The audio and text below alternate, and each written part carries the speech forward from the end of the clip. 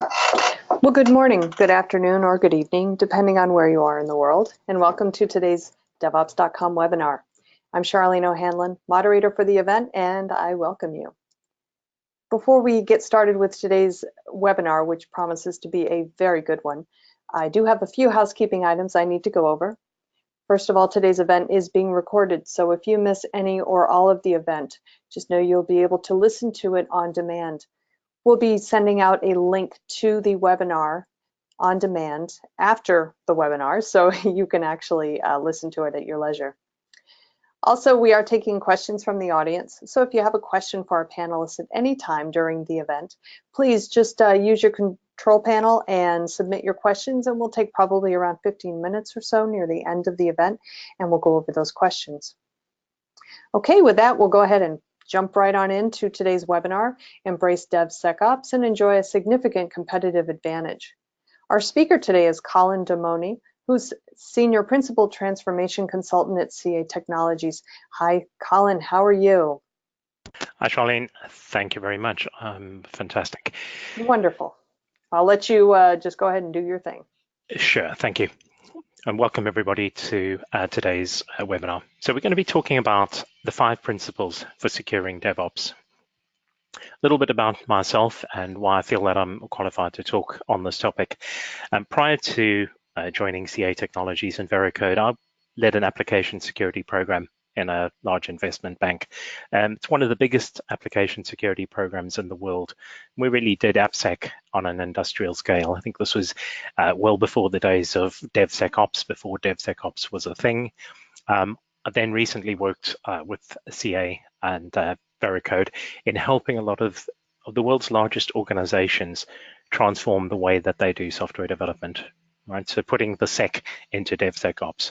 And my current role, I'm a transformation consultant, helping organizations change the way that they do software.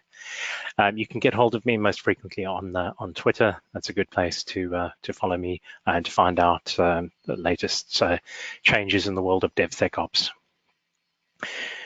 So let's take a step back and define what we mean by DevOps. So Nathan Harvey from Chef, I think that's a very succinct description of what DevOps is. DevOps is both a cultural and professional movement, right? So it's a lot about people and process. There's obviously a technology aspect to it, but primarily DevOps is changing the way that we do things, breaking down the silos and changing the way that we move from sometimes a lethargic or long-term turnaround to building software. We're moving at velocity. To remain competitive in today's marketplace, organizations have to move quicker than they ever have before, and this is really what DevOps is enabling. Of course, the fact that it's coming from the experience of practitioners, people who've been in the industry a long time, have spent the majority of their lives doing things in sometimes very inefficient ways. And DevOps is really about taking that best practice, those lessons learned over the years through the pain and the pain and tears that people have gone through, and really turning that into best practice. What's usually helpful, this is from Gene Kim's from the Phoenix Project, a book that's well worth reading on this topic of DevOps. Look at the 3 principles of DevOps. So if you look at the increasing maturity of an organization, the first underlying principle, let's call it an underpinning principle of DevOps, is your forward flow. And that's how do you go from software that your developers are writing to code that you're actually putting into production. Now, a lot of organizations, immature organizations, perhaps don't even understand that forward process. They know that they can produce production code, but they don't necessarily understand that pipeline. So step 1 in building your DevOps practice is understand how you go from development to operations. What's that forward path? And then what you would seek to do is you would seek to shorten that path, make that path as efficient as possible. Once you've mastered that, the second way is about getting feedback loops. You can see DevOps is all around a continual feedback process, and we're going to see this will be a recurring theme. Take your information from operations, feed that back to development. An example of this would be developers are releasing an application that's not performant, that has performance bottlenecks. It's important that the developers get that feedback in a timeliest fashion. If there's operational hitches with your application, the quicker the development teams can get that feedback and understand that a change that they've made is impacting the application performance, the more likely they are to fix that. So it's about getting that feedback loop. And then the third way for really mature organizations, it's all about building a culture of learning and about process improvement. You can see the smaller feedback loops internally there. It's about optimizing and improving in every individual team or operational unit within your organization. So create a culture where those teams can go and experiment and learn. For example, if your team's building a new feature into an application, give them an environment where it's safe to go and learn, where it's safe to fail, right? And create those little internal feedback loops. So that's the very quick overview of the principles behind DevOps, and we'll see how these relate to how you start applying security to DevOps. So I've been talking about DevOps for probably about 3 years now, and I would think many of the discussions that I had at the beginning people were very aspirational about what they were wanting to do with DevOps. Certainly they could see all the benefits to making a DevOps transformation, but it was a very nascent technology. Because I think now Nicole Forsgren's latest book with Gene Kim, the Accelerate, which is worth reading, something like 9 out of 10 organizations have a DevOps initiative. And my experience is that the majority of customers that I'm speaking to, they have some form of DevOps transformation that's in progress. Either it's being done whole scale across the entire company, or they've got dedicated product categories that are being running in a DevOps process. There's lots of benefits to doing DevOps and to putting security into your DevOps process. And a couple of quotes and a couple of numbers there. Organizations that are doing security testing are more likely to be able to do frequent app updates. I mean, that makes sense if the way that we've done security testing traditionally, and I come from an organization, a big bank that's highly regulated. The problem is every time there's a new product release, it's got to go through a manual penetration test. These are very time consuming. Right? There's no way to speed up a pen test process. Whereas if you, from the outset, baked security into your DevOps process, you're able to move quicker. Right, that's the advantage. So you take that hit up front, you take the effort and the time to put security into your DevOps process means that you're able to do your application updates more frequently. And increasingly, we're seeing that security is a competitive advantage.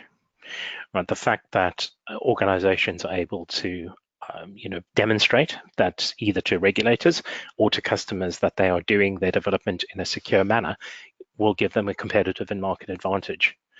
And the fact that also they're able to move quicker because they know that their software they're releasing is by design, it's baked in that it is secure, so they don't have to, they can afford to do immediate releases and updates because they're confident in the fact that their releases are going to be secure. And so a lot of benefits to baking security into your DevOps process.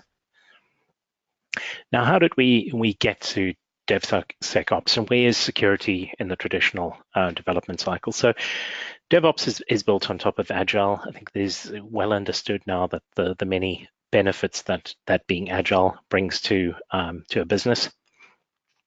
And DevOps is all about bringing the operations, bringing the people responsible for operating your software into that process. But unfortunately, the security professionals are still somewhat left out. They're not included in that loop. So what we're going to do is look how we transform, shifting left, how we secure DevOps. So we'd spoken earlier about the fact that there's a continual loop and a continual cycle. We're no longer taking a piece of software from inception, going through a waterfall process and releasing it, and we're done with it. It's a continual feedback process. That figure of 8 pattern is one of the icons that most accurately represents DevOps. Well, it's a continual process. There's continual feedback. Remember, we spoke about the importance of getting feedback loops back to your developers. That process is a continuous one. The way that security practitioners used to do their work. They used to do that very late in the day. They would do it at the point of deployment. They would do a pen test. They would schedule a pen test, which could take weeks. Security now has to really integrate with every single phase of that continuous development cycle. Security has to become continuous. The closer that you can do security to the left, the closer you can get to your developers, the better for your process. The less chance you have of disrupting your process, the quicker that you're going to be able to move in doing releases and updates. So CA Veracode have come up with, let's call these guiding principles, right? 5 top tips, if you will, on how to put security into your DevOps process. And we're going to talk through these in a little bit of detail. So the first one is about automation. Second point is about integration and failing quickly. The third one, probably the most important one, is no false alarms. So don't create noise, don't create panic. The fourth one is a lot about scale. How do you scale out your program? That's co-opting developers into becoming a part of your security process. And then most importantly, we'd spoken about this continual feedback process, that we've got a feedback loop. It's very important for your security professionals to also have an understanding of what is happening in production. So that operational visibility is a very important factor. So let's dive into these. So automating security in. Now, my experience is often security is done as a bolt-on. It's done after the fact, and it's generally done too late. So many organizations are struggling with technical debt. It's very difficult for them to suddenly start producing secure software.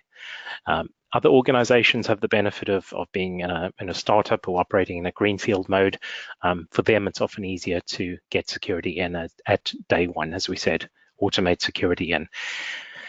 Software developers like being able to automate everything. Well, there's a long list of tools and platforms that are available there. There's a sample of those.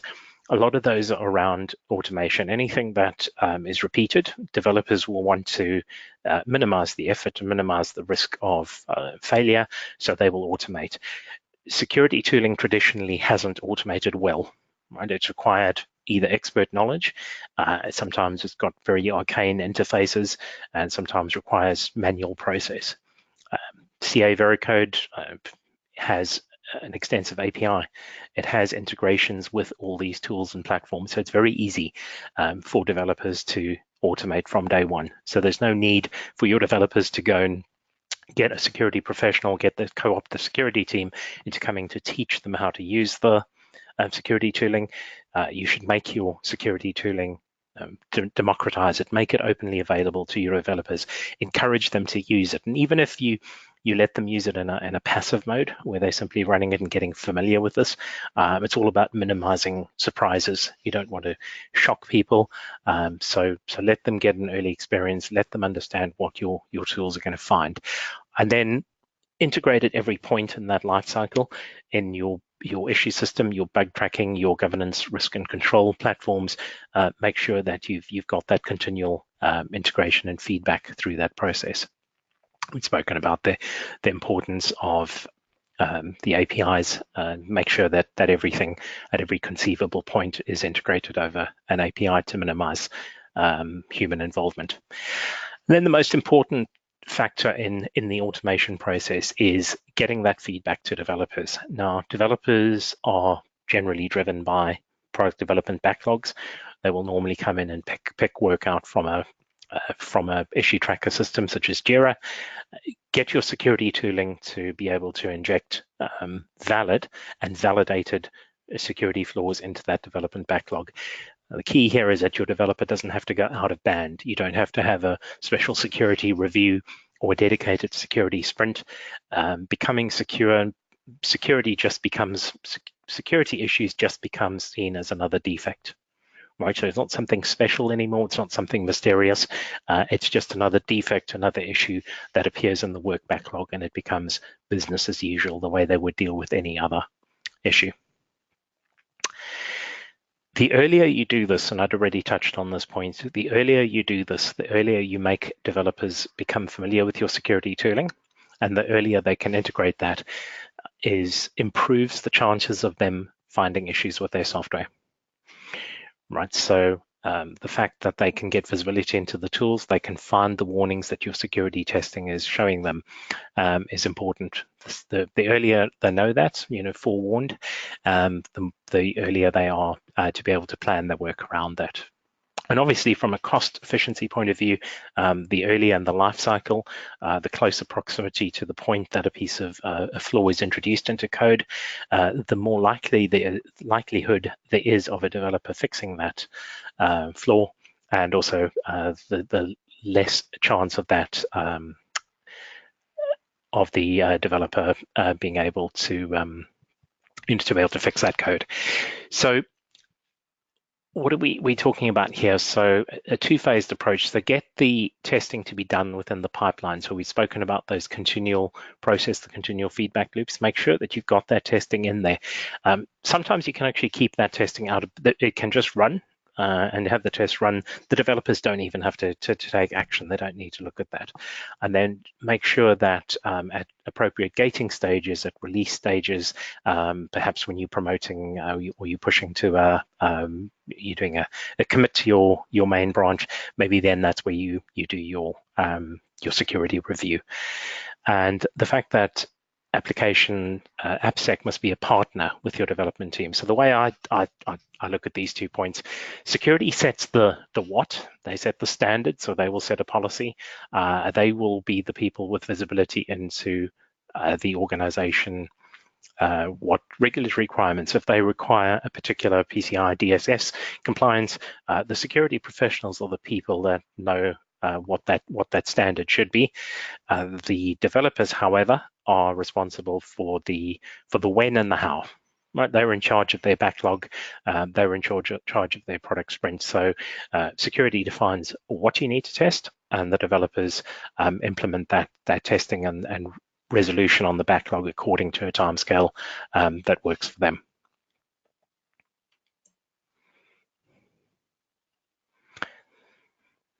We all remember this from early in the year, false alarms, the panic that false alarms and alerts can cause in people's lives. Developers don't like surprises. They don't like bad news that comes late in the day.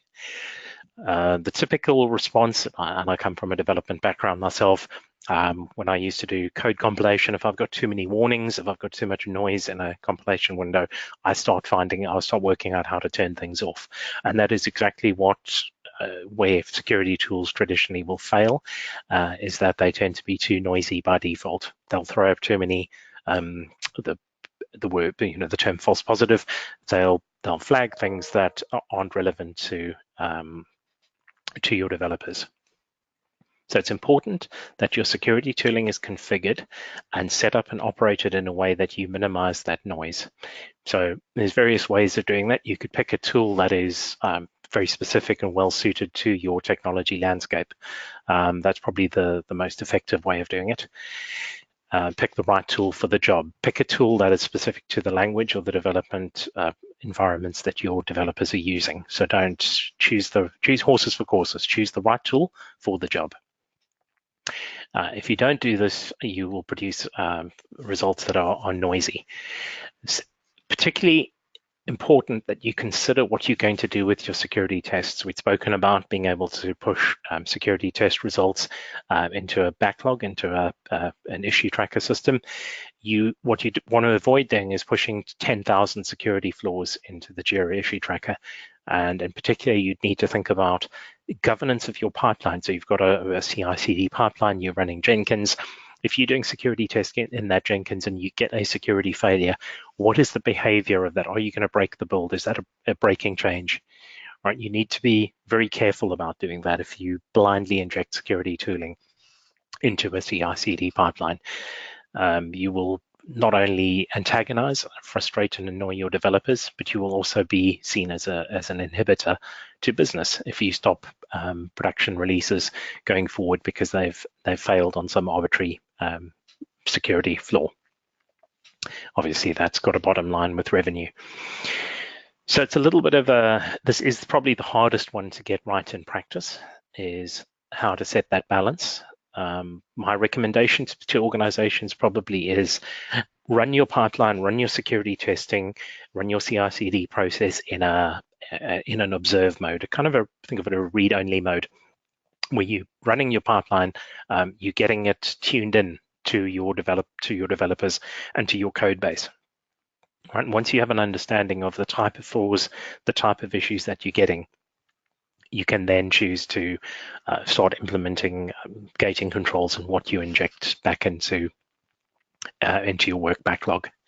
But this is a very important one, because if you are too forceful about your inject points here, you're likely to lose mindshare with your developers, who will then just find ways to work around the system.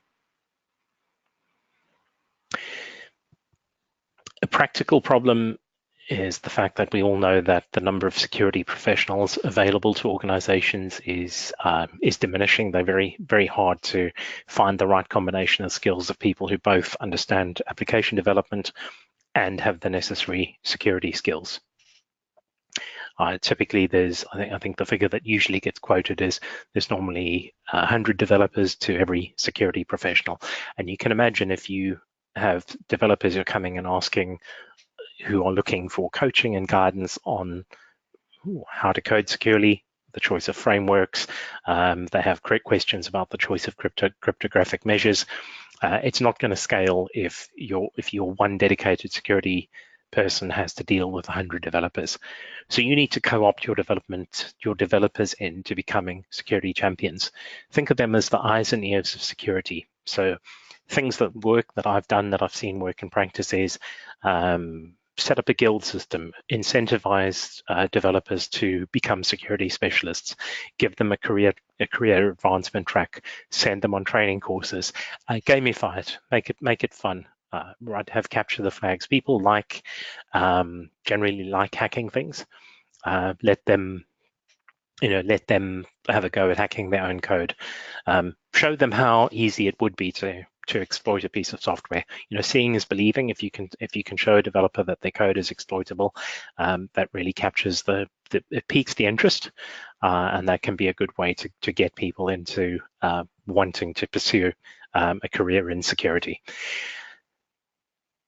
What else can we do? So knowledge bases, set up a communal knowledge base, wiki page, get the knowledge out there, right? Get your organization to produce coding best practices, right? Code snippets of examples, commonly encountered problems, the type of things that you see in your organization get wrong. Get the developers to own that. The earlier and the more likely developers are to take ownership of security, right? The better for the organization as a whole.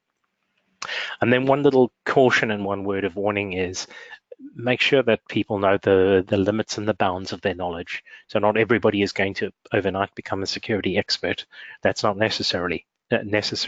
Make sure that your security champions know the limits of their knowledge, and that they know to escalate and to seek guidance when necessary. Right? So let them deal with the typical low-hanging fruit. Right, and that's a virtuous circle. Everybody's security knowledge increases. And then the final point we'd spoken about, this being a continuous process, the fact that it's not a case of you write up some code, you scan the code, you fix all the flaws, and then you push it to production, you are now secure. Right, obviously you need to keep a watchful eye over that software. You need to be understanding that you're going to get incident response feedback that's going to come in. You're going to get performance indicators. You're going to get clues and warning signs that your application might be under attack. Right? Your security people are going to have to be mindful of this. They're going to have to be feeding that information back. They need to realize that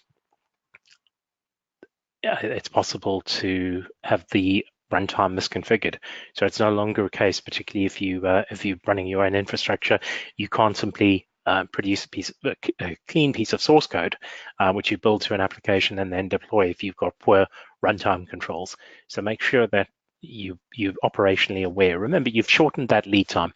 You don't have time to be spending weeks, months testing your infrastructure, right? You're pushing to production straight away. It's a continuous process. So that's important that you're securing that operational environment as well, because your time to fix window is so much dramatically reduced. You've got to be secure by design. And then also you need to understand the process of what happens. We'd spoken about having a pipeline and being able to stop and halt the pipeline. What happens when you decide to halt the pipeline? You should be aware from a security point of view that it's possible that you may need an exception in that process, and you need to understand what that exception process looks like. So a couple of questions, and these are going to touch on some of the things that we covered in these 5 points. So when you're thinking about how you're going to be putting security into your CI/CD pipeline, it's firstly important to understand, what does your application look like? So, are you coming from a monolith? Are you coming from an application that might be riddled with technical debt? Are you going to baseline this to get a current state assessment of how bad or good your security would look? Is the application in a state of flux? Is it constantly changing? You'd need to have a good understanding of your technology stack and what languages and what frameworks are being used. And it's important there as a security person that you're then choosing the right sized and the right fit tooling for that. You need to understand your process. I can see there's a question about how do we inject issues into the backlog. You'd also have to understand what are you going to do with false alarms? How are you going to triage your security tools? And we can discuss that further. But you would need to know, what does your inject process look like, and what is that feedback process going to look like? Are you working on trunk-based development, or are you doing release and feature? So where are you doing your security testing? Are you doing it on the main trunk? Are you allowing your developers to test individual and isolated components? Is your security testing open and freely available to everybody in the organization? And also, how are you planning on monitoring your application for security risks? Has your security team even been involved in this process? And how do they plan to monitor the application for attack? And then the security champions, do you have enough security people? Do you have enough security professionals in the team? Do you need to upskill? Do you need to grow the capacity within those teams? So just finally, in summary, before we throw open the discussion to questions, just an approach that Veracode has to the way we do this. That's a typical software development process. We've got the developers who are essentially preventing, right? The idea that the earlier you do this, the less likelihood of introducing flaws. Make sure that your developers have the access to those tools. Typically, security people normally sit within a governance role, especially in large organizations. The security team are responsible for, monitoring the regulatory and compliance requirements. Make sure that they are able to test the entire state, that they have got a common point where they're able to scan and assess the entire enterprise. And then also make sure that your protection, that you've got sufficient controls and security at your operational stage. So Veracode has a product, and we'll look at very briefly high-level view of what the product suite looks like. So we've spoken about the importance, and probably this is the most important thing in putting security into DevOps, is do it as early as possible. So Veracode have Greenlight, which is near instantaneous scanning of your code. So you don't have to wait. When people talk about security testing, they assume that they're going to have to wait hours, days, weeks for a security test to come back. If you've come from a background where you're doing a lot of penetration testing, Veracode Greenlight can give you virtually instantaneous results as you're coding. Veracode, with its APIs, can also allow your developers to integrate very early on. So, for example, a practical example there is at the stage of committing code. If you're doing a release candidate build in a CI/CD pipeline, make sure that your individual teams who are working on individual features and pieces of functionality, make sure that they're testing their release candidates as early as possible, and make sure that they're using the same common uniform testing across that development cycle. Veracode can also help you with composition analysis, understanding your pipeline, understanding what is in your pipeline, where your development teams are getting code from, and what vulnerabilities they might have in that code. And then Veracode also offer e-learning capability to help scale out and build your internal security champions program.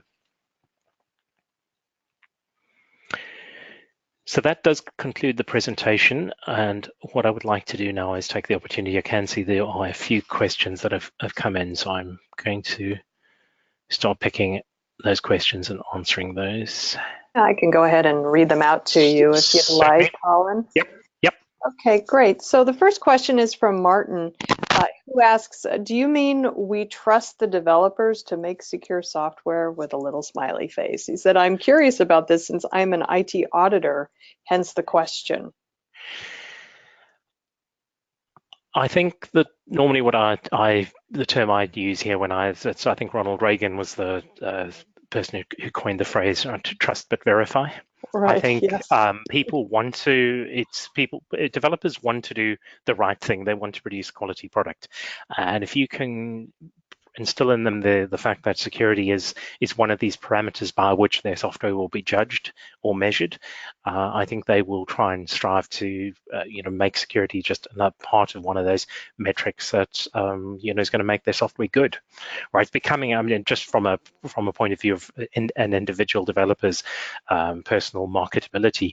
If a software developer now can demonstrate that they produce secure software, that's a market advantage for them at an individual level.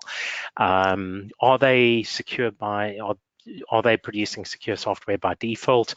Not necessarily, because it's given that it's a non-functional requirement, it's something that can be quite hard to perceive. The fact that software is secure is only known to be insecure the first time it gets hacked. So it's a little bit difficult, if you're a developer and you produce a shiny new feature and everybody is very happy about this new feature, that's easily recognized. It's much harder to show the value of producing secure software. So I don't think it's it's not that they don't want to produce secure software. I think they're not necessarily incentivized to do that. Would we trust them? I think we would trust but verify, I think would be the way I would do that. I would answer that question. All right, great. If you have a question for Colin, just use your GoToWebinar control panel, submit it. We have plenty of time for questions.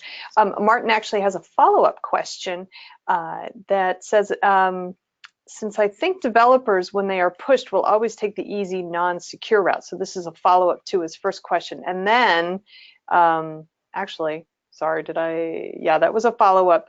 But the other question is, who should decide what needs to be injected into the work backlog? Surely not developers, if it comes from a security tool. Yeah, I would agree with that. I would also tend not to blindly inject everything that a security tool detects into a backlog. So I think between those two, there's the happy ground. So I would suggest that an organization would need a triage process of some sort. Right, so they would either have to break this down on an individual sprint level, where they would have security. What tends to work is you have a security triage. You will sit and say, right, these are we pushed the new release out. We've identified X number of new findings. Let's have let's have a sit down and let's triage these. So I would think there's going to be some level of intelligence that needs to be involved there. I wouldn't necessarily trust the developer to make the judgment call on that. A lot of times that'll also be done in conjunction with things like threat modeling. You need some deeper context of what the application is doing. That's something that security tooling doesn't have out of the box. It doesn't know what your application is doing, so it needs the context. So I think the optimal solution there is to have a human process, but allow the tooling to do much of that, much of the underlying work, and then just put that level of human intelligence on top of it. Okay. All right, great. Next question is from Adrian. He asks, are you saying this applies only to security holes, i.e. WAF and DDoS? What about exposing sensitive details throughout your application at various stages? Okay. Yeah, so I mean that's generally the category of information leakage, I presume, is what the question is asking. Yeah, and obviously that's very. I mean, if you go and look on GitHub, the number of credentials that are stored in GitHub and repos, the fact that many applications, obviously, when they hit some exception state, will leak far more information than they'd intended to, and that's becoming an increasingly common attack vector. So I think it's defense in depth. The more the less secrets that you can put into your code to be leaked, and the more you can control those secrets, obviously minimizes the the risk of something bad happening when it does happen. Okay, great. Next question is from Sam. Yep. It is, what is Veracode doing to ensure there are minimal false positives in their static scan and hence a lesser need for consultations? Okay, so the way the Veracode static analysis engine works is, Veracode being a cloud-based platform has a big advantage in that it has insight and it has visibility into every scan that Veracode has ever done. And I can't remember the numbers, but it's now trillions. I think it's 2 trillion lines of code. Veracode has the largest database of security vulnerability information coming from code analysis. So this gives them a unique advantage in that the engine can learn. There's a research team at Veracode of a dozen or more people that are working on taking feedback from what the scanner is seeing in the real world, and then sharpening and improving that scanner. So as a Veracode customer, if you're finding false positives in a particular language or in a particular framework that is frustrating your developers, there's a mechanism to get that feedback back to Veracode and allow them to improve the engine. The fact that we've been doing this 10, 11 years now, and we have that volume of information means that engine is constantly evolving and improving. Having said that, the prevalence and the rate of change of modern languages and modern frameworks means that it's a constantly moving target. We're not going to guarantee that out of the box a brand new language or brand new technology stack is going to have the best a false positive rate that's that you might expect from more mature languages like Java, but it will improve and it will evolve, and it's based on customer feedback. Okay, great. Martin's back, and he says, I'm just not convinced that we can really remove the need for a pen test. It sounds like this is what you're saying, or maybe he misunderstands. No, I don't think so. I mean, certainly I come from a banking background myself. I think the regulators are still going to have an expectation that is being done. But I think we need to be more realistic that organizations that are, let's say Capital One is a good example. Capital One are pushing out multiple releases per day. They certainly are not pen testing every release. So they have obviously worked out a cadence, and they've obviously had to negotiate this with the applicable regulators, whereby they will do a periodic full penetration test, and then they will rely on automated testing to be picking up the incremental changes. So I would think pen tests are still going to have their place. My personal experience, having seen what a very holistic and broad-reaching static analysis program can do, it raises the value of what you can do with pen tests, because your pen testers are no longer picking out the low-hanging fruit, spending a week and producing a report.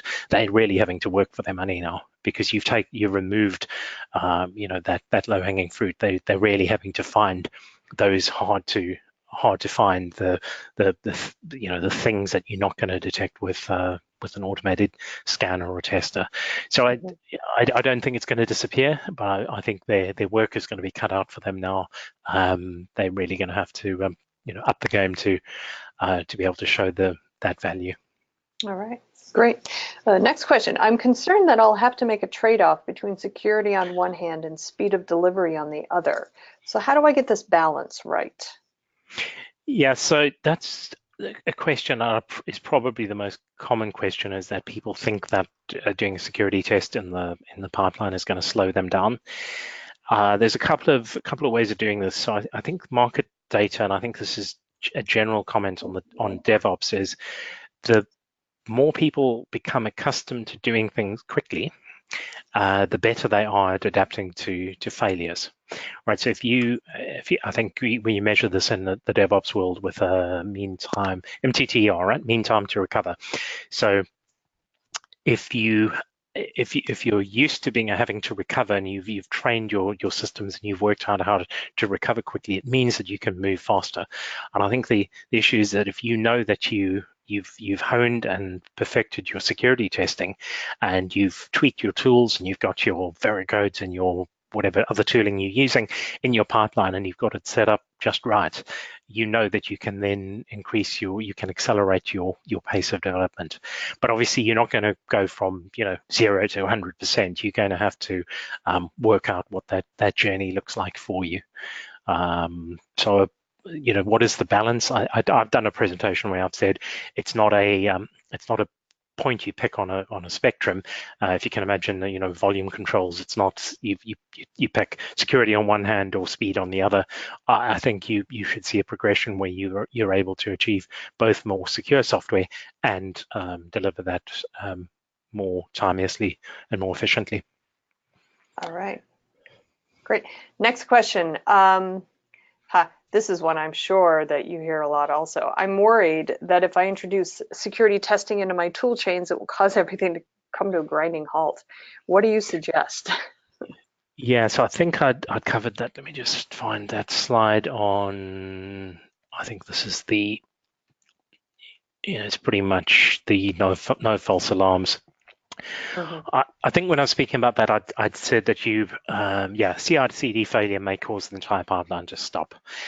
Be very selective about how you do your integration in your CICD. I like and I need a better term for it, but a passive mode where you're just doing the scans and kind of getting the muscle memory going, right? You're getting the developers familiar, you're getting your pipeline engineers understanding how the tooling is working, characterizing how long is a scan taking, what do my false positive look like. You're getting to understand how the tooling is working, and then at that point you can make a judgment call. If you're in the fortunate position where you have an application that's very clean, that doesn't have high numbers of vulnerabilities or flaws, you can then you can just set that in gating mode, and if you ever see anything being introduced into your code, you can then pull the trigger and you can stop the pipeline. Other things that work are, what do we call this? An amnesty, where you do your current state assessment and you say this application has 1,000 flaws, and you kind of draw a line under that. You say it is what it is. It's in production now. We wish it wasn't like that, but that's how it is, and it's making us money.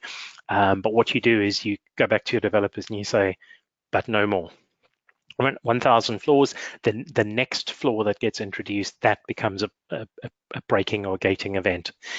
And then what you can do is then you can, as budget or product development timescales permit, you can then let your developers start tackling some of that backlog. But that generally works pretty well. Baseline it, do a baseline and set that as the benchmark. So a couple of ways to work around that, but normally means you probably have to be a little bit pragmatic. There's some negotiation involved and how you make that workable for your organization.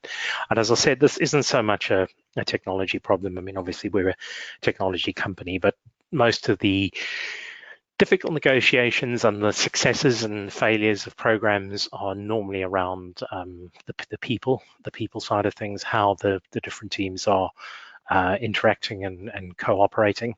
And I usually say the more pragmatic that security people can be, the more likelihood they are of a net shift at the end of the day. If they stick to the guns, they're going to remain cut out of that loop and not be brought into that process. Excellent advice. Excellent. Okay, want to remind the audience there's still time. If you have a question for Colin, just go ahead and use your control panel and get your question in. And hopefully we'll still be able to get to all of them. We have a few more here. The next one here is, I have a lot of technical debt in my company. How can I get to grip with this while not impacting business delivery? Yes, I think that possibly would cover that under the same statement that I'd made earlier, that you set a baseline, and I think it's probably important that you have a strategy for how to deal with that. I've seen organizations who, when they've done scanning or testing, they've realized that they have an application that it presents a fundamental operational risk to the company. It contains certain types of data or certain critical business functions that, if it were to be attacked and compromised, and I mean, we don't need to to take too much time to go and to have a look what's happening out there. Organizations are suffering massive financial and reputational impact when they do get breached. So understand that there may be times when your technical debt is so significant that you would have to consider dramatic measures to basically decommission the application. And I know organizations who've done this, right? They've said this, we need to restrict our physical access to this. We need to reduce the number of active users. We need to find other ways. We've spoken about reducing monitoring operational risk of applications. I've seen cases where we've been aware that applications have had particular types of vulnerabilities and we've disabled features. We've turned things off, all right, just because we had an insight. Previously, we'd had a monolith, a black box, and we had no insight into the health of this application. By doing that security testing and pulling it to pieces, and that you can get an idea of what's lurking under the covers, and then you can take the sensible controls to put around that. You're not going to solve these problems overnight, right? And that's I think that's another one of the points that I often make is people sometimes will say to me they don't know where to start. And I think there's a fear of they don't know where to start, so they don't start. Remember that if you're facing this sort of technical debt and you're facing these types of challenges, whatever you do is going to be making things better. Right? You're not going to be making it worse. If your business has got applications out there that are currently vulnerable, it is what it is. That is what they're doing at the moment. If you can even if you can close out a small number of flaws, or you can stop introduction of any net new vulnerabilities, you're achieving good. You're making progress. Often security programs take a long time to get moving, and you'll find that once you make those first steps, there becomes a snowball effect, right? The good news spreads, and the advice I would normally give there is pick a project, pick something that where you've got a close relationship with the development team, make them poster childs for success, right? Hold them up as a shining example to the rest of the organization. So, give people achievable goals. We talk about security policies. It's normally a question that I get asked. How should I set my security policy? Give people an achievable target. If you set give them a gold standard and they're at 10 or whatever it is, they're never going to try. If you set that standard too high, they won't even start. So give them something that's achievable, and then obviously you can modify and move that policy later down the line. Okay, great. This next question, you may have actually already covered it with your pragmatic statement, but I'm worried my developers will find ways to work around my security testing. So what can I do practically to prevent this from happening?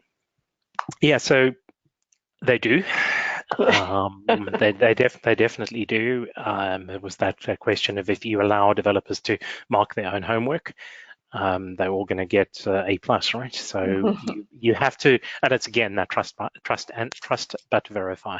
So make your development teams, and particularly we're now moving to highly automated pipelines, make sure that your developers are aware that it's not going to be possible to game the system or subvert the pipeline. There's lots of technology solutions to this problem. I've got a presentation that I've got coming up in a month or two where I'm talking about ways that you can fully instrument and architect your CICD pipeline. And you can sign every individual build step in that pipeline process so that you can formally verify to an auditor or a regulator that your software has been absolutely, certainly 100% built according to the standard. It's the type of process that the automotive industry have to go through, that high level of rigor and governance on their build process. If your developers are aware that they're going to be held to account to this level, it's unlikely that they're going to game the system. They'll only take that chance if they think they'll get away with it. Right, so as long as you make them aware that there's a process in place and that you are being pragmatic about what you're going to do when you find security vulnerabilities, you're not going to, it's not a dismissible offense. What's the, I'm trying to think what that one is. It's a case of ignorance, or as long as they are doing, they're trying to do the right thing. It doesn't matter, if there's security flaws and that, then you will work with them to find the way forward. But if they try and game the system, then perhaps that becomes a more serious discussion. But I think it's going to become harder for people to work around these systems, because everything is going to be driven off infrastructure as code. Everything is going to be code. Everything is now going to be auditable, scannable. We're going to be able to put machine learning on top of all of this. We're going to be, we're going to know exactly what the life cycle of that supply chain, what that software has been through, and what how it has been built. If you take the example of the automotive industry, right, you can track down every individual component in that car. You could find out who's worked on particular assemblies within that car, and the automotive industry have learned that this is what they've had to do, and I think the software industry, happily so, are headed that way. All right, great. Our next question. We've gotten so many questions, and I'm really happy about this.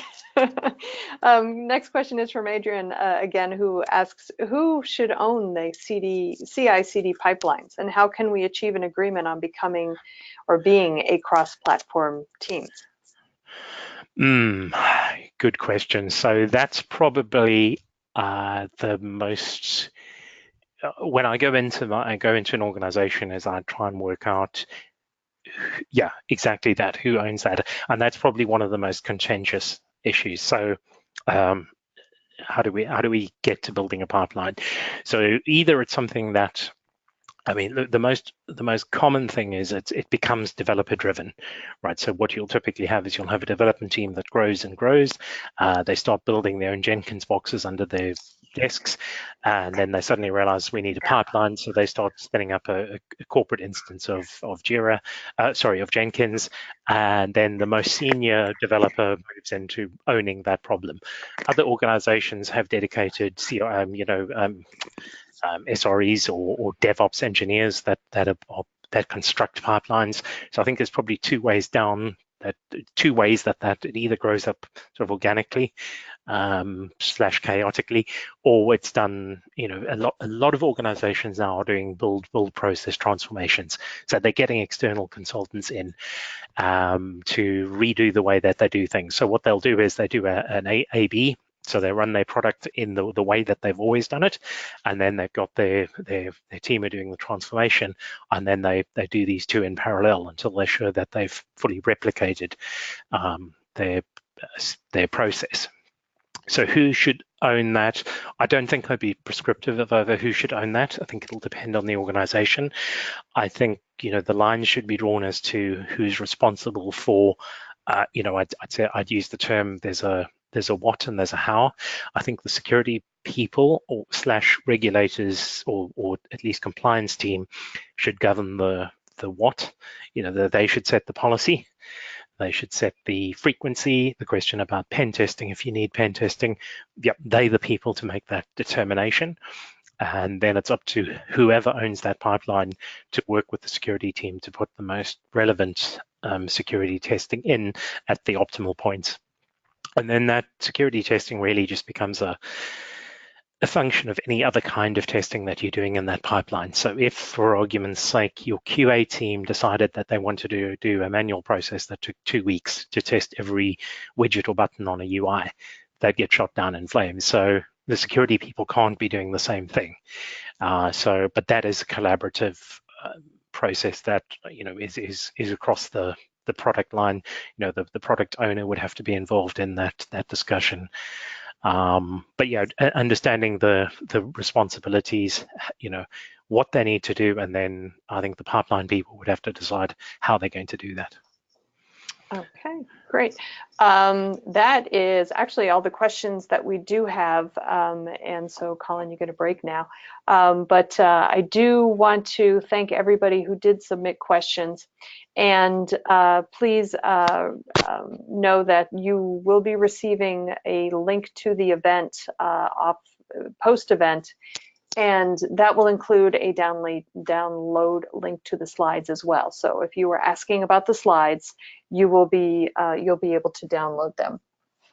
So as I said, the webinar has been recorded, so you will be able to access it on demand post-event. And the webinar also will be on the DevOps.com website. So if for some reason your link's not working or whatever, just go to the DevOps.com website. You'll find it there under the on demand. We also have a list of upcoming events and a number of other webinars on demand. So take a look around. Hopefully there'll be one or two that pique your interest. Colin, thank you so much for your time today. It was a great presentation. I got a lot out of it. I know the audience got a lot out of it, judging from the number of questions. So thanks so much. Really appreciate it. Yeah, you're very welcome. Okay, great. And I would like to thank the audience for joining us today. And I hope everybody enjoyed today's presentation, and I hope everybody has a great day. This is Charlene O'Hanlon signing off. Have a great day.